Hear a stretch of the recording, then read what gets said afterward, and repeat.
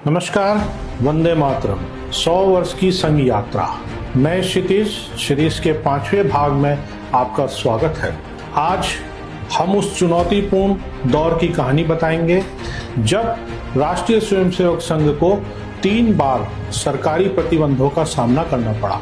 1948, 1975 और 1992 में हर बार संघ ने कठिनाइयों के बावजूद पहले से और अधिक संगठित और व्यापक रूप में अपना उपस्थिति दर्ज कराई। 30 जनवरी 1948 को महात्मा गांधी जी की हत्या हुई।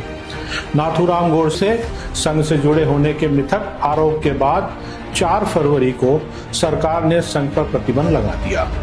लाखों स्वयंसेवक किसी औपचारिक गतिविधि में शामिल नहीं हो सके, लेकिन संगठनात्मक संपर्क और विचारों का आदान प्रदान अनौपचारिक रूप से जारी रहा। इस दौरान सरसंघ चालक श्री गुरुजी ने स्वयंसेवकों से धैर्य बनाए रखने को कहा। उन्होंने लिखा, संघ केवल एक भवन या कार्यालय तक सीमित नहीं है, इसकी शक्ति स्वयंसेवकों के हृदय में रहती है। सरकार ने प्रतिबंध हटाने की शर्त यह रखी कि संघ एक लिखित संविधान अपनाए। लंबी चर्चा और विचार विमर्श के बाद 1949 में संघ ने संविधान को स्वीकार किया। अदालतों और जांच आयोग के पुष्टि की गई कि गांधी जी की हत्या में संघ का कोई हाथ नहीं था।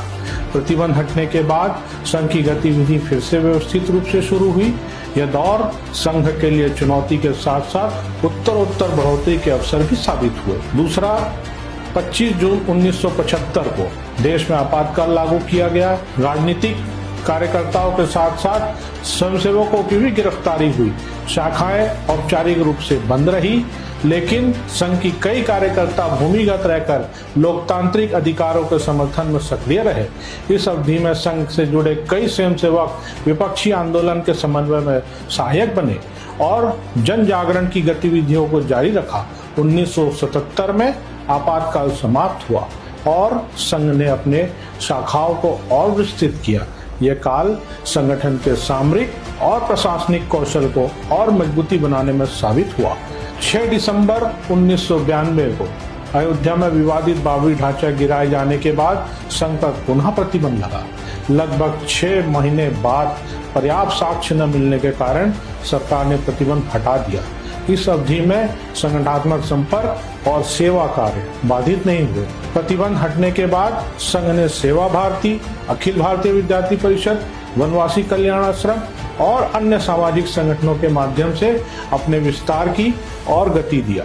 तीनों प्रतिबंध का परिणाम ये रहा कि संघ एक संस्था या भवन तक सीमित न रहकर समाज के विभिन्न वर्गों में गहराई तक पहुंच रखता था। संघ का मूल आधार प्रतिरोध या प्रतिक्रिया नहीं, बल्कि संगठन, सेवा और धैर्य रहा।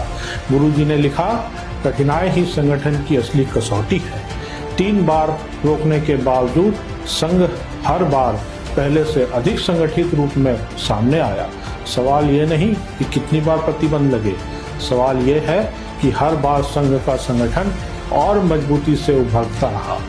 नमस्कार, अब अगले एपिसोड में हम विस्तार से देखेंगे कैसे शाखा पद्धति, सेवा कार्य से संघ को केवल एक संगठन नहीं, बल्कि व्यापक सांस्कृतिक शक्ति के रूप में स्थापित किया। धन्यवाद।